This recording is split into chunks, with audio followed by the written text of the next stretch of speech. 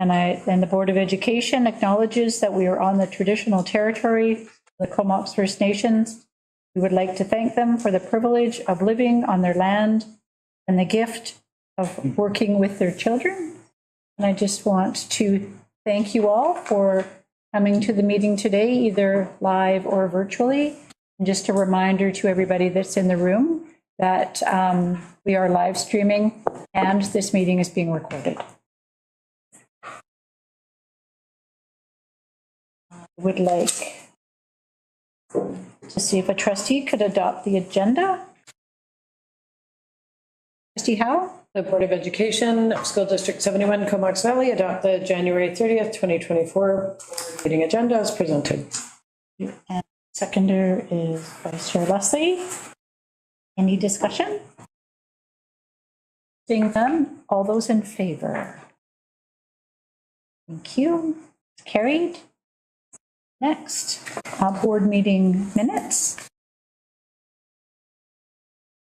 That the Board of Education of School District number 71 Comox Valley adopt the December 19th, 2023 regular public board meeting minutes as presented.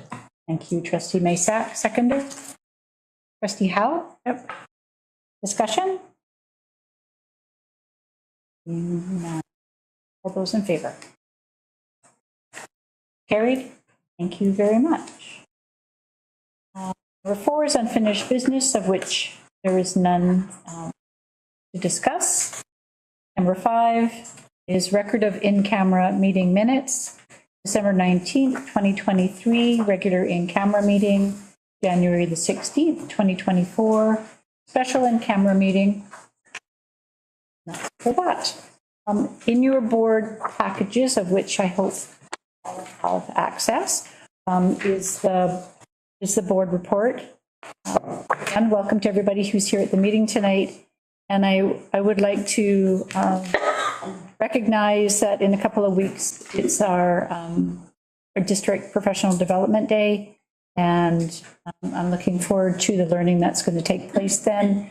And just acknowledging all the hard work that's gone into making that day what it's going to be, which will be amazing. Thank you. Moving on to presentations and delegations, we have 2 tonight. And I'm going to see if I'm doing the introduction or if somebody else is. Okay, all right, just checking. I don't want to duplicate. So we are going to have kindergarten registration enrollment update, and Lisa Peterson-Skeen, our district principal, early learning and childcare.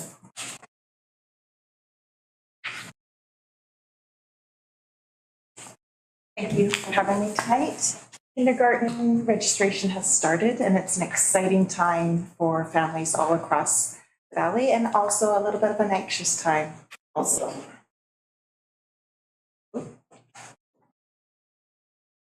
So there's a variety of choices for kindergarten for our families. There's the neighborhood school, which about 80% of our families do attend.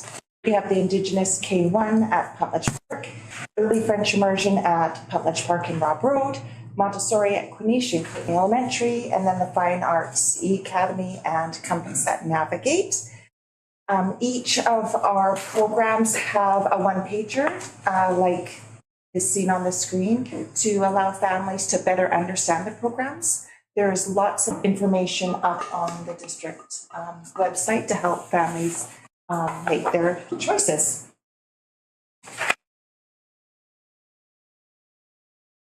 Registration began the second week in January. Last year was the first year that we bumped it earlier in the year. This allows for better planning and also more time for transition activities for our families. And this year, there's a new change that families can register in person at their neighborhood school. It used to be they came here and used a laptop if they didn't have one, if they didn't have technology. But we've opened it up to the schools because coming to the school board was a barrier for some of our families. So being able to do it at your neighborhood school is a whole lot easier. The other thing that was new last year is the kindergarten reg email address. So as parents are looking for information and have questions, they can email that email address and it comes to me and I answer those emails. Last year there was a few. This year there's been a few, like less than 10, which just proves that the information that we're putting up on our website and that's going out to families is very helpful and useful. The ones that came in this year were more around when they started the registration process, they were getting locked out, etc. So it just was me sending an email to IT to get them unlocked. So it's very useful because families know exactly where that they can go for support.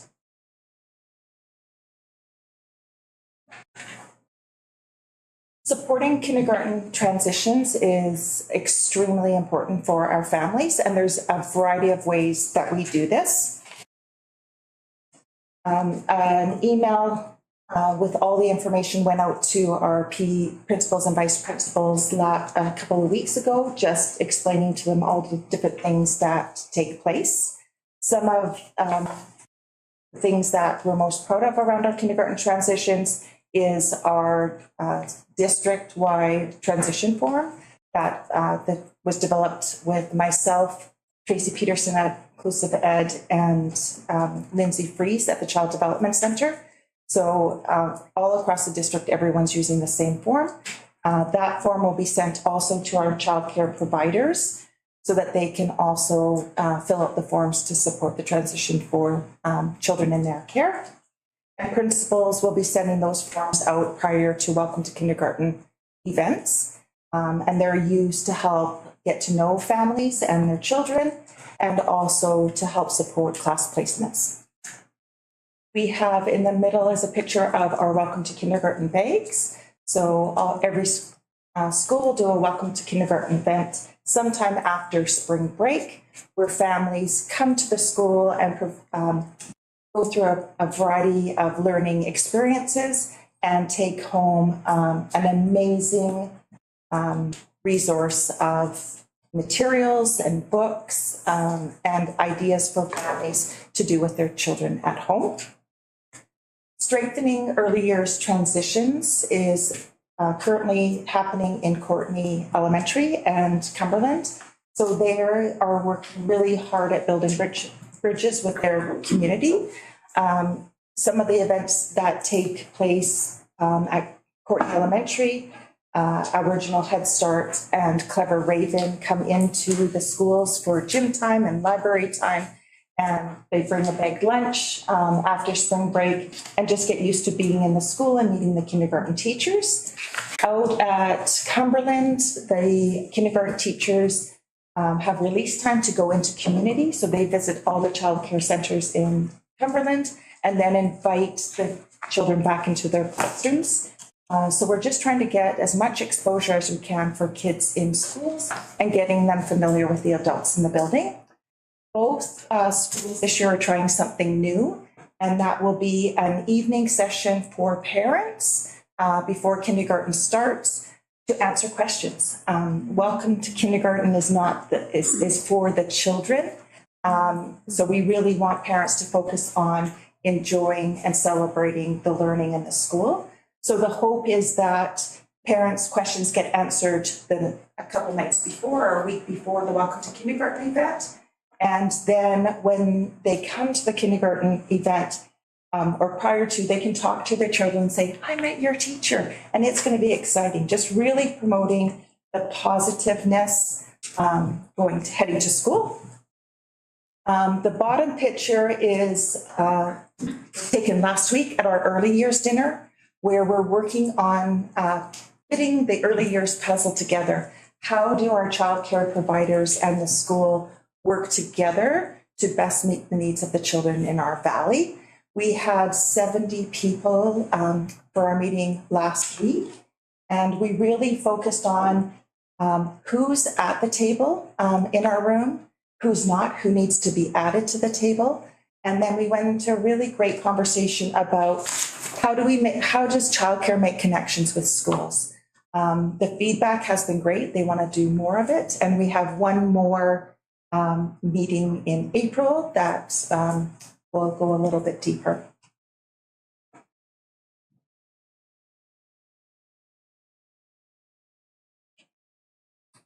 And that's a quick overview about registration and transitions. Thank you very much.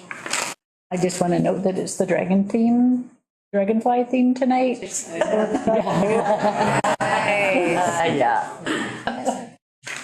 Absolutely. Yeah, I have a question. And then trustee Caton. Excellent. I have two questions, actually, but we're good. First question, you mentioned the valley-wide transition form, which is, is that same form, is it used by YCHE and Clever Raven and AHS? It is, so I send it out to Pacific Care. They forward it to all childcare centers. Thank you. So, but there's no other form that I know of that was used last year. It was only this form.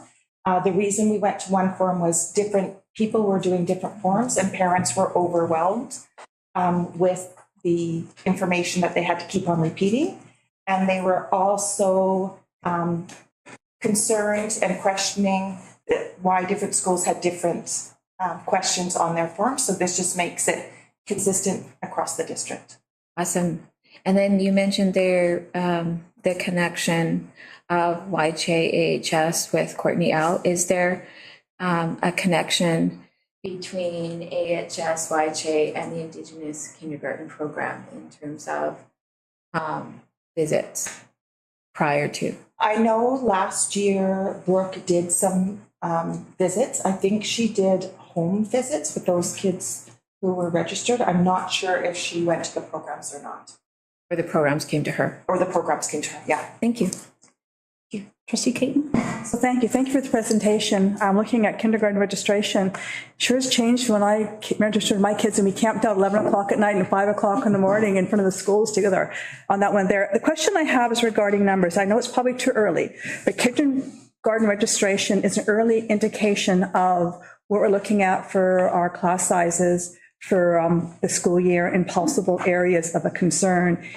Yeah, I'm wondering, is that too early to determine? Are there certain schools and there's certain catchment areas that we need to think, oops, we got a lot of kids coming? Or do you see a trend on are we on par for the registration with French immersion? Like, how are we looking at projections?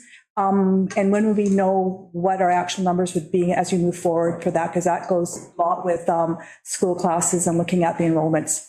I think, do you want? No, go ahead. I was going to say the English or the neighborhood school is too early to tell. It just opened up last week and it changes daily. We don't have a number for you, but it is really early. Okay. Hot off the press. It's already very early days. It's the numbers are growing daily. Kindergarten, 391 total, including our total right now as of this afternoon was 431. So it's growing. We've started at 391 and we're up to 431. So projection wise, is that on par for our Bear Guard projections looking Correct. for next year? So we're Correct. surprises so far. No surprises. Okay, thank you. Any other questions or comments from trustees? Only add that, and Brooke did come out and a couple of her colleagues and such, and I know that she got to quite a few of the different centers, which was wonderful. And I'm not sure specifically about YCHE, but I wouldn't be surprised. So from what I saw, she was out in the community a lot, which was wonderful. So I it's know great to share. She did have all this time last year to connect with the students that were coming to King. Thank you. Thank you very much. All right, so there is a recommendation connected to this presentation. Trustees, looking for a trustee who would like to accept the recommendation. Shannon? that the Board of Education of School District 71 Comox Valley received the Child Care and Early Learning Kindergarten Registration and Transition Update as presented. Thank you, trustee Eldinger, and seconded trustee Masak. Any further discussion? Seeing none. All those in favor? Down. Carried. Thank you. So you guys are fast. I tried to make that go a little bit slow so that you can Get your and wet. you are on it. Okay. And I'm going to check again if there was somebody else who was going to be doing the introductions.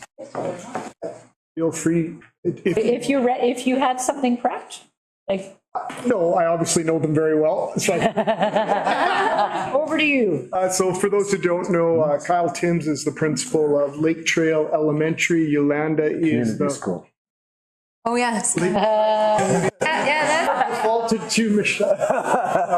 Yolanda is the vice principal at Denman Island, and both are strongly involved in our district in many different ways. But the most recent is doing an expression of interest on the Feeding Futures, and that's what they're here to present on. So welcome, and we look forward to hearing about the report. Okay, thank you. And there's this little sweet spot right there, and clearly you guys know about it. If you are standing there, then the folks that are watching the meeting, either live feed now or later, will be able to see you. Thank you. Thank you for being there. Okay. The Feeding Futures or Feeding Futures scan, the Ministry of Education and Childcare's commitment through the Feeding Futures framework is to ensure that students are properly fed for learning and to enhance their academic success and support healthy outcomes.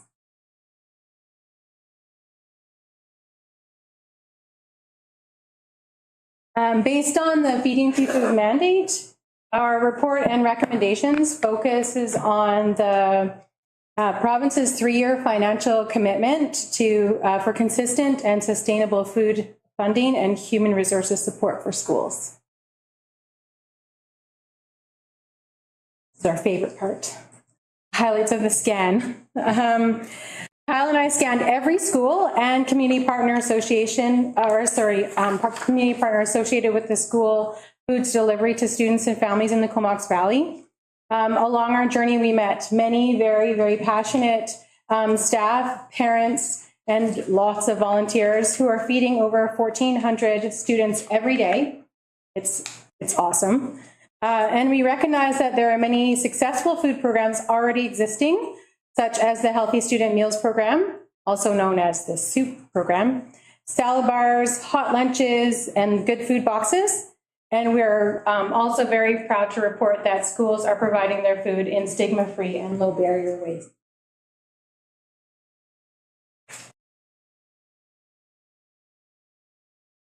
We decided to focus on 3 schools in particular. Each one is unique in its own ways. So the first school we're focusing on is Cumberland Community School. And it's a great example of how Community School Society is able to use their collective resources to feed a large number of students over 3 campuses with less than ideal kitchen facilities.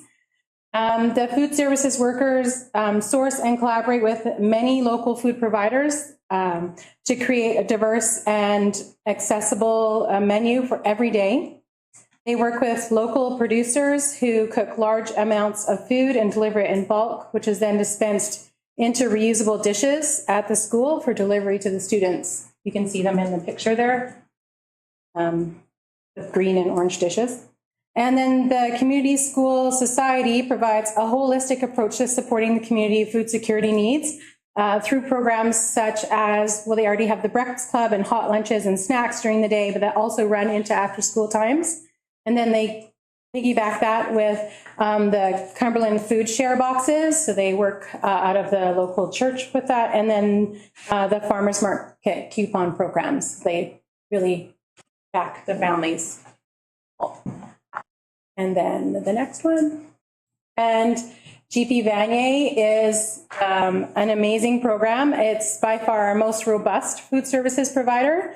They have a teaching chef, program workers, several kitchens, and many foods classes that they cook over 450 meals a day. And one of the ways that Vanier has created equity and accessibility is by providing hot soup daily served from crock pots in various locations throughout the school. They also have many points for low barrier and stigma-free access to meals, including they feed 100 students in the morning grab-and-go breakfasts for free. And the soup program in the crock pots, they have vouchers, about 60 to 70 vouchers every day for reduced and free meals at the cafeteria. And they fill 70 backpacks of food to go home with families every week. The next school we wanted to highlight was Quinish Elementary School, mostly because we both worked there together. But Quinish is a great example of kind of a traditional model, what a lot of elementary schools are doing. They have someone that comes in the morning, 1 or 2 staff members, they prepare breakfasts, they prepare lunches and snacks, and they serve that breakfast in the morning in kind of a family setting. They sit around the table with the EA who does the work.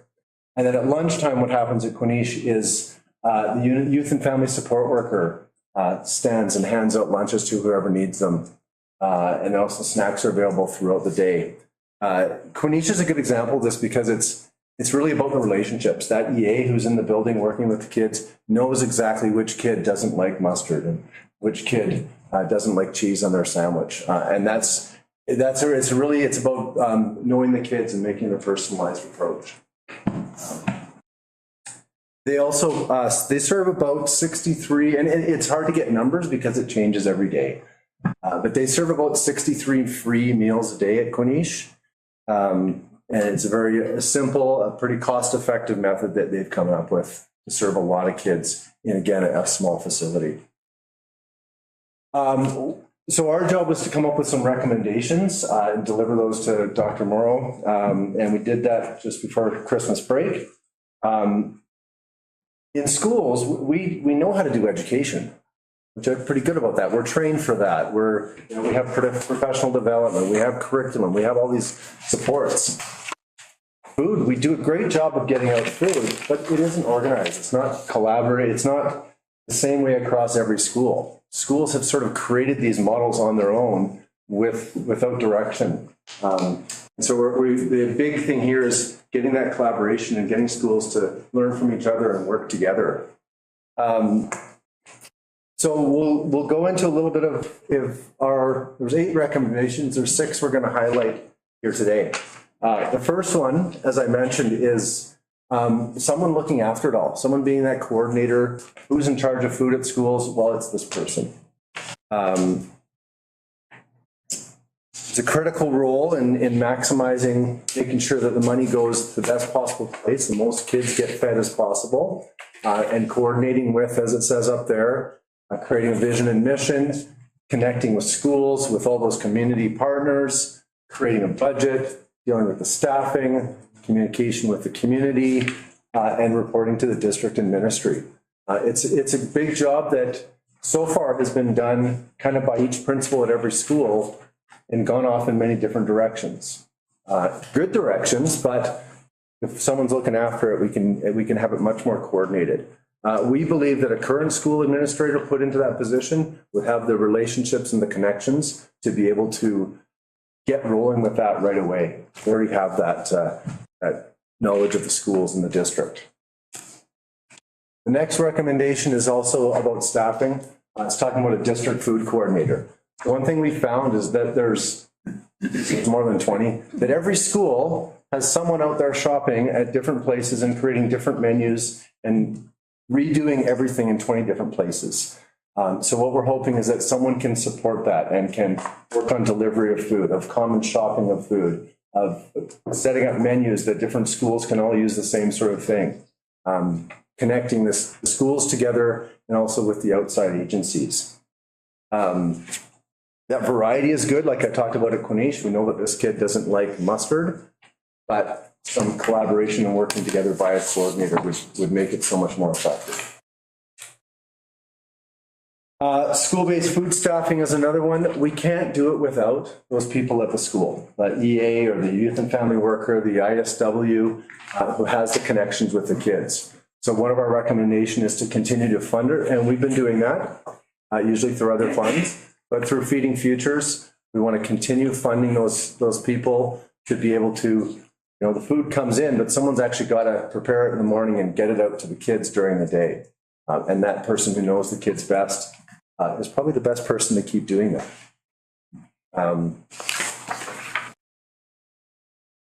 Food in that also builds a relationship between that person, between the school and with the kids.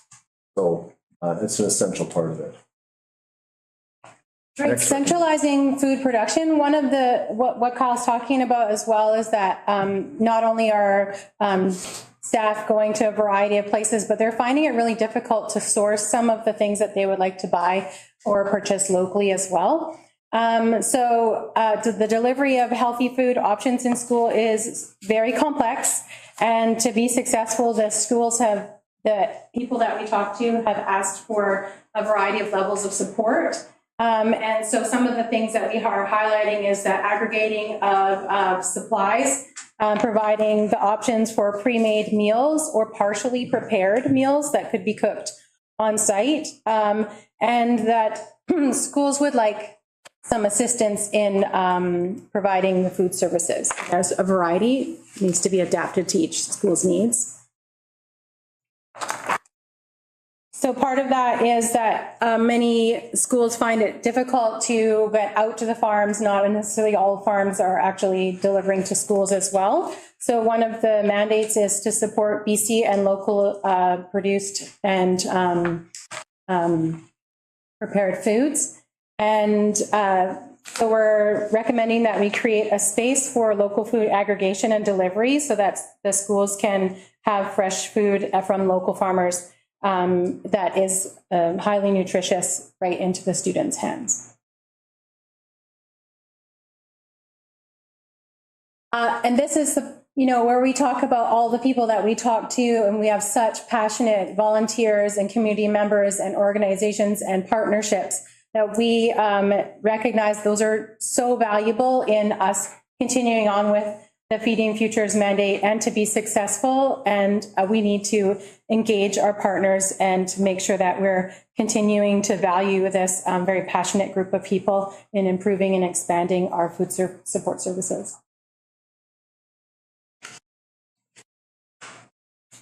All right, let's talk about the money. So the provincial mandate gives us, for our district, is $1.14 million guaranteed over the next 3 years. That 3 years is when we ask the question, why 3 years? Because that's the provincial budget cycle. So they can only commit to 3 years. So that $1.14 million, we want to make sure that most of that is about food getting into kids' bellies, healthy food supporting kids.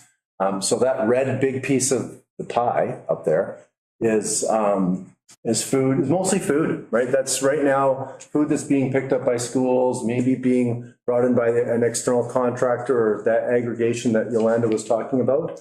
That's $764,000. That's mostly food getting into kids. Okay? The other pieces of that pie are all the things that are necessary.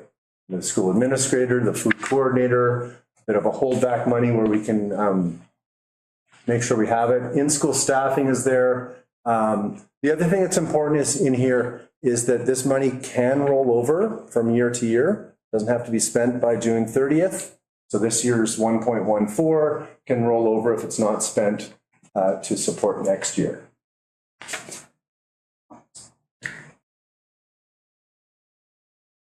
Next steps. So what do we do now? Our role, as I mentioned before, was to do this district scan, present it to the superintendent, and now we got to get some things going.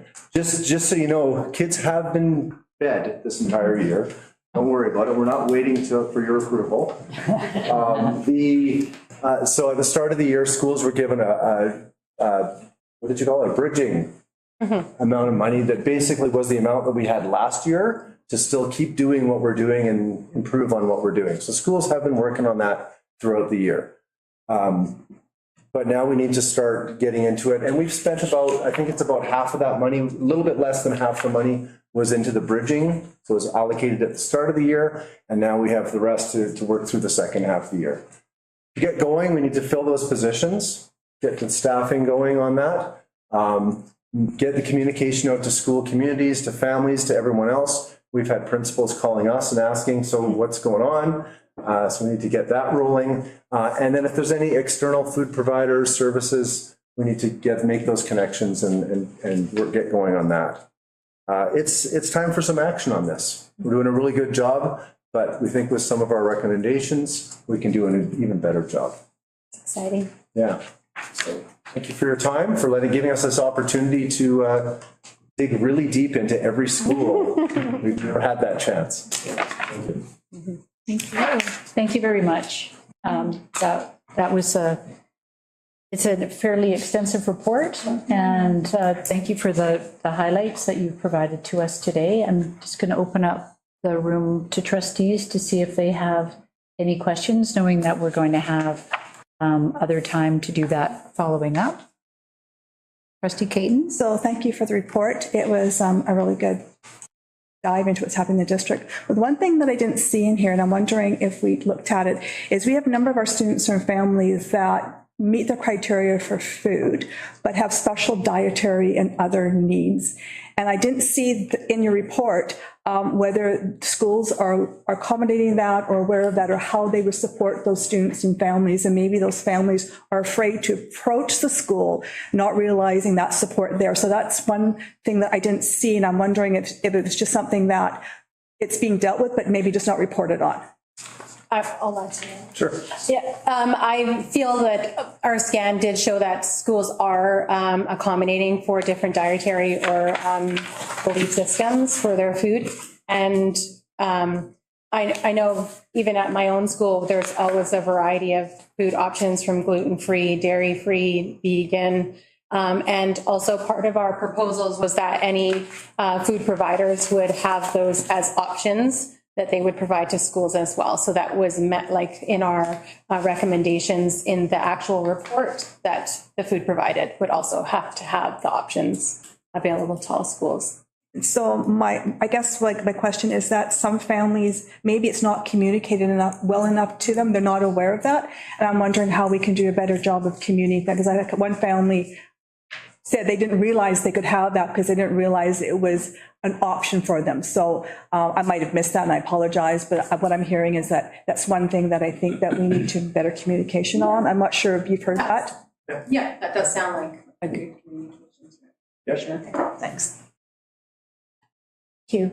So there is a recommendation. It's been revised, and so I'm going to read it out loud and then look for a trustee to move it and a trustee to second. That the Board of Education of School District Number 71, Comox Valley, receive the draft Feeding Futures report as presented and refer the report to a special committee of the whole meeting, February 20th, 2024, for further discussion with internal partners and rights holders. The recommendation. Trustee Caton moves that, and seconder was Trustee Howe. Is there any discussion on that motion? The one neat thing that I did notice in your presentation, and just because it's the school that my kids go to, is when we saw the picture and they were showing all the green containers up on the big shelf. I was actually thinking about you, Michelle, because all the orange ones, those are the gluten-free containers, and then there was a darker colored one, and those were the ones that were like another concern. So it's kind of neat to see the creativeness that has happened to support kids in the district in lots of different schools and locations. So thanks so much for your presentation. Discussion on the motion, just checking. I will add, I'll give Vice Chair the gavel. That I think it's really important that we do this next step. So you're on deck. by request, for another meeting to be able to dive into the report with our internal partners and rights holders. Just wasn't sure if you were quite interpreting what we were doing in that. More to come. More to come. Based on the will of the board and the motion. So seeing no further hands raised, all those in favor of the recommendation or the motion, sorry. Carried. Thank you very much. And we'd love it if you could stay for the rest of the meeting, the presenters. You don't have to. We always say you don't have to. But last month, the last meeting, we did have some folks. Teacher librarians did. Teacher librarians stayed. Yes. Go home, I have to make dinner. Okay. So the next item on our agenda is in reference to the next open committee of the whole.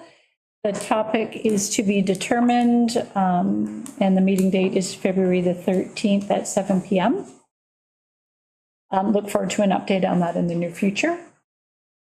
And moving on to the strategic direction component of our agenda, I'm going to turn it over to the superintendent. Well, thank you very much. And I would like to thank staff who are here tonight presenting, Lisa, Kyle, and Yolanda, for your work and presentations tonight. I would like to note that today is actually the first day of second semester for our high school students. And I always reflect on the fact that for some of our students, this is their final semester in the Comox Valley schools. And so I'm thinking of our grade 12s tonight and that exciting, but somewhat mixed feelings as they get closer to that date. So I hope for our grade 12s that this final semester is a safe and an exciting one. I wanted to share that senior educational staff and trustees had the opportunity earlier this month to take part in a Friday and Saturday session working with consultant Lisa McCullough, who is supporting the board in the development of the next strategic plan. We spent both sessions focused on learning and keeping the classroom at the center of our work. We looked at district learning data, Ministry and School Act information, research, and the goals of the ministry and the goals articulated in the Statement of the Educated Citizen. And while we continue to refine the process and timeline, we are looking forward to community input, which will be well underway before we meet again in February. As many of you are aware, the provincial government recently introduced legislation aimed at limiting the use of mobile phones in schools. The province will be working with school districts over the next few months to ensure all schools have policies in place that will actually restrict student cell phone use in the classroom. In addition, the province is also committed to ensure more digital literacy education is available for students to increase their tools and knowledge to better protect themselves from online predators and to become good digital citizens with a healthy relationship with technology. Over the next few months, we will be determining what the implications are locally with the new policy framework for mobile technology in our schools. And any changes around cell phone use in schools will be clearly communicated with school communities. And then lastly, as we start to notice slightly longer and brighter days, I wanted to just give a quick thank you to our maintenance and operations crew who really are the unsung hero of every snow day. They spend tons of time when everybody else, most people in the system get to stay home, and they're there to ensure that our schools are safe and cleared of ice and snow. And so I'm thankful tonight and would just like to give them a shout out for their dedication and expertise. Thank you. Thank you. Yes, cell phone restrictions. This kept us busy this week. Moving on to it appears that our acting secretary treasurer does not have a report for us tonight. Is that a common occurrence as a secretary treasurer? Or just this particular moment in time? Nothing to say. I'm only just curious. What was your opening line? Remind everybody that we're being recorded. I asked the question, but maybe you need to reflect on that when you respond. All right. The silence says something, I think. Moving on to our board standing committee reports. Feels like it's going awfully quick. And I'm looking for the trustee to move this motion under 10A. Right. There you go. That the Board of Education of School District Number 71 Valley received January 16th, 2024 Open Committee of the Whole report as presented. Thank you. And is there a second, please? Trustee Howe? Thank you. Any discussion on the motion? Seeing none, all those in favor? Thank you. That's carried. And moving on to board business. We have one trustee report. And Vice Chair Leslie, is there anything that you would like to share? Sure. Outlined extensively in the report are some changes to the School Act. And they are important because in the legislation, the ministry, so it's called the Declaration Action Plan.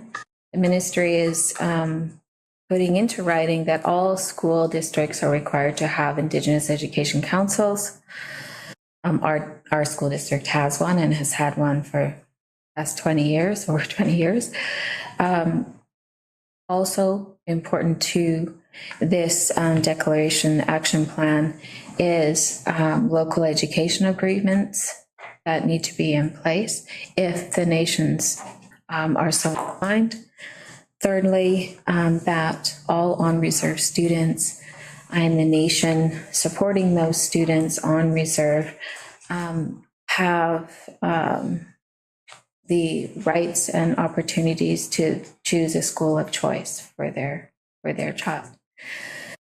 A full-day work session happened on January 18th, exploring the new Declaration Action Plan, as well as the other topics that I have listed. It was a very rigorous meeting with wonderful attendance, and I so look forward to the next one. Thank you. And I would like to add, and the trustees are aware of this, that the legislation in Bill 40 is a work in progress with school districts across the province. And we look forward to following the changes in the act that were come about Bill 40, but there's still a lot of work to do before then. Exactly. There will be actual plans set forward in terms of what a local education agreement might look like, in terms of reference for Indigenous Education Council. So all of those things will fall out, and there'll be some directives and guidelines for us to follow. All right, we have no board correspondence, and next we have the public question period. And just a general reminder for the public that is online and present that a public question period is related, the questions need to be related to the agenda, items on the agenda. Sorry, did you have your hand up? No, we have some. There's a question. The Secretary Treasurer's reading.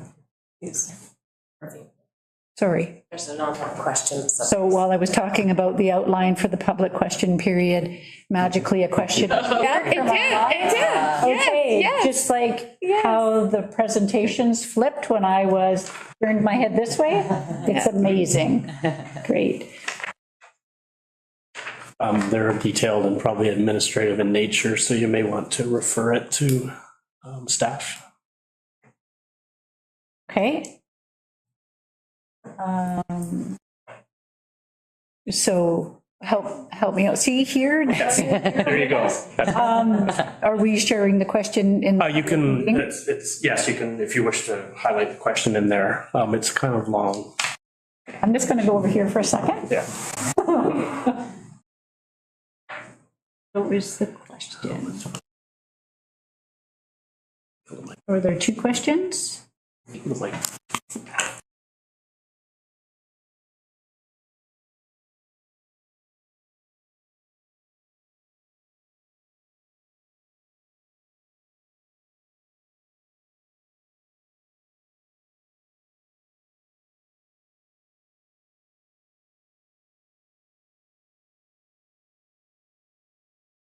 Question.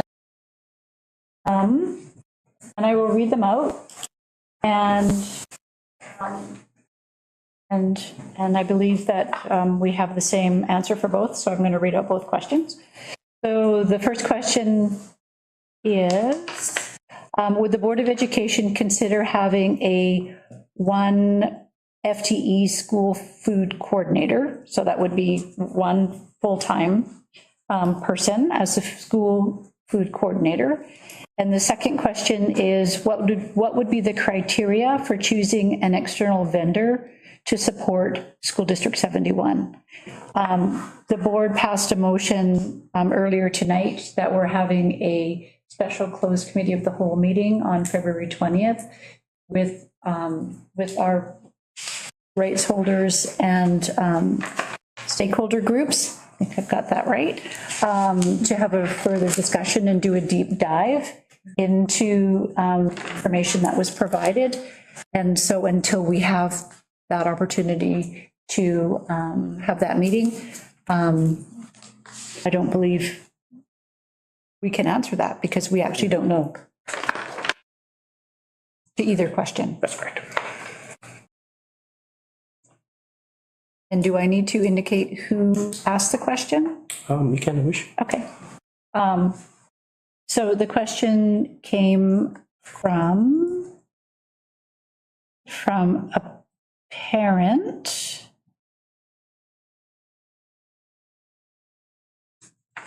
Marita. And it's Marita Prado. Am I pronouncing that right? Okay. Right. They indicate that they're a parent and that they are involved with Lush Valley and a member of the school food subcommittee of the Comox Valley Food Policy Council.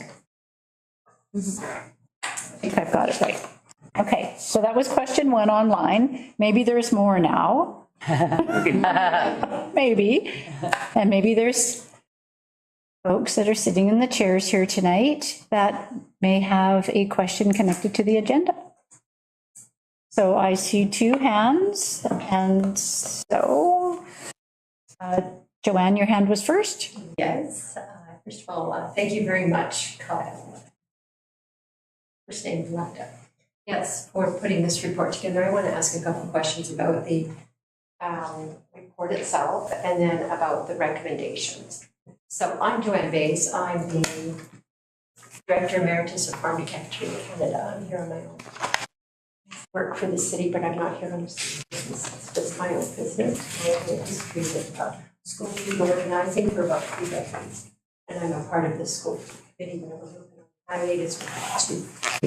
So anyway, I'm just who I am. But my questions really are, in the scan, I know you talked about number of children being fed. How wonderful, that number of meals being served. And I know a majority of it is volunteer work, so that's amazing. So you're close to meeting that 20% target. But did you look at those programs at all in terms, I know you said we need to do something about nutrition. We're looking at some quite different programs. So 1,400 mouths being fed what?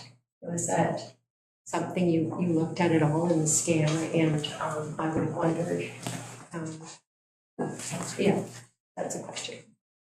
Okay, so that was your question. So the question comes to me. Has it been looked at? Because feeding and readying children for school, nutrition is a big part of it. And I know that we want to look at that later, but for the initial scan.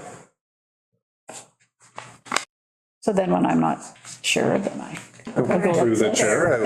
There we go. I think we'll be. This is how we do it. And again, tonight, if there's questions we can't answer, we'll certainly get them, but I think we'll be able to respond. So go ahead. Thanks. Okay. Yeah, thanks. It's actually a really important concern because we don't want to just food a whole bunch of free junk. Right? We definitely want, nutrition was definitely something that was looked at. Schools have a kind of a food nutrition policy, and we have to serve certain things and, certain choices. But definitely the things that we want to improve is the capacity, the number of kids that are getting free meals, making sure we're getting to those kids who definitely need it. The ones who are sometimes afraid to ask, as Janice mentioned earlier. But the other big concern is that making sure that food is healthy, right? And that it's, another thing is local, right? So yes, we definitely, there was something that we looked at, something we talked to every school about, and we want to ensure that through some coordination, it will be healthy across the district, right? Rather than just relying on each school, like that there's someone looking out to make sure that it's locally produced and processed, and that it's meeting health requirements and beyond. So definitely, yes. Okay. So I have a few questions. Okay, so what we'll do, if everybody's okay, is that I'll go to the next person who had a question, and then we'll offer opportunity. Not that we're probably going to run out of time, but it feels really respectful. So thank you for holding your next questions. Go ahead. Just a couple things. First, thank you for the opportunity to invite partner groups to the COW to discuss this further. So I will save all of our questions for that then.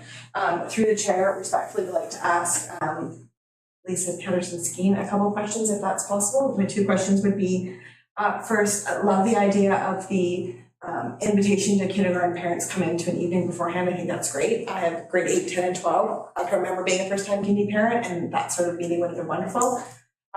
Just with the lens of DPAC, is PACs being invited to be part of those conversations with those parents and inviting them to just have what a PAC does at a school and getting their information, kind of, they're keen and really good. So I'm just curious, one, if PACs are part of that at all the schools that are doing this. And then also, tying into that, are we working with the early learning programs to bring PAC representation? To bring PAC representation to rebuild the post-COVID connection between schools and families? Are we having those conversations with those parent volunteers? That's my questions. So thank you through the chair, Lisa. Thank you for your questions.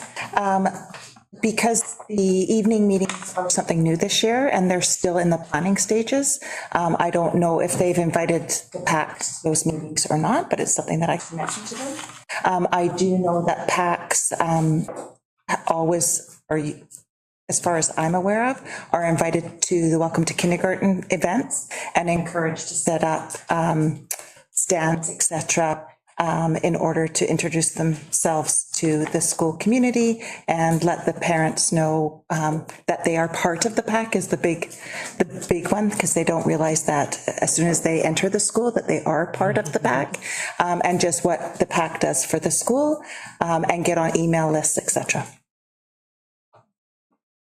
And just checking the room and online to see if there's any other questions. Oh, in the back, go ahead. It's not really a question. Lori Ball, QP439BP. It's for you two, amazing, awesome job. I've worked in a lot of the schools that have the program. I would just ask a nice request, when you can, QP jobs. Just bump up the hours for our EAs. That's all I have to say. Thank you. And Joanne, I believe we're up for your question, the rest of your questions now. Yeah, and they were all sort of geared at the same kind of question. Maybe I should just ask that one. The framing and the principles that underline the school food program, certainly the ministry has put some things forth, but the extent to which those values and principle, that framework is aligned with where the school district wants to go, or would see as their optimal vision for this. I'm wondering if we are going to have a process as a phase 2 or what, where that would be articulated to guide all of the decisions and recommendations in here.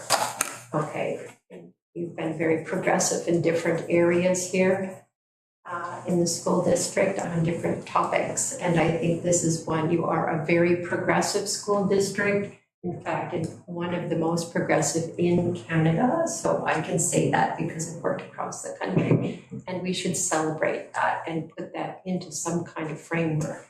And I don't see a framework. I worry that one isn't in place when I saw the process of where to next, and you're going to be sending quite a substantial contract out there for foods to come into your school. Like, that's quite a big chunk of money. We want it to go to foods, but without some kind of framing or something in place, I know who's going to be first at your door. And it may not be the person that's best, who organized, that's best for providing those foods. That's one issue. So the framework helps us around thinking about the future. Thinking about what it is you want. Do you want kids engaged in this? Do you want it built into your curriculum at some point? Because it's an awesome place to keep kids in school and to build a sustainable program. So that needs to be built into some kind of vision and framework that you have. So I'm just worried a little bit that this, I love what you have so far. I see it as phase 1. I don't want to delay feeding children at all. I think we should bump up what's going good, but we do need to, it just feels like it needs a little more substantive. So I can rephrase, I think I'm hearing you ask in terms of a question, is will we consider in the next phase creating a vision? Yes. And because I'm trying to be mindful that this is the public question period. And I'm trying to respect what you're sharing. Yes. And recognizing some of the restrictions we have in terms of what takes place sometimes in our meetings and how it is. Right. And is that what you were? Yes, and could that vision, second part happen before you're contracting services out? So there's a little recommendations around that. Thank you. Thank you for making it a question. Wanted to make sure it was the correct question. A vision. Thank you. Were there any other questions? Go ahead. I have 2 more, I'm sorry. Through the chair, if you could provide clarification on the kindergarten email, just around the monitoring of that email regarding hours of monitoring. Is that just work hours or just curious about that? Great question. I'm going to turn to my left. Lisa? And if we're not sure, we can get back to you. No, it's monitored during work hours. Okay, great. And then my second follow-up question, through the chair, just a clarification on the budget in the Feeding Futures. There was the pie chart. Was that, who made up that budget? Was that the Dream Child, our 2 lovely presenters this evening, or was there other collaboration? Just for clarification on that. Yeah, that's the proposed budget based on the recommendations. Okay. All right, thank you. Thank you. Seeing no further questions online? No. Okay. Looking for a trustee to move adjournment? Move adjournment. Thank you, trustee Caton. Seconder? Trustee Howe? All those in favor? Carried. The meeting is adjourned at 8:02.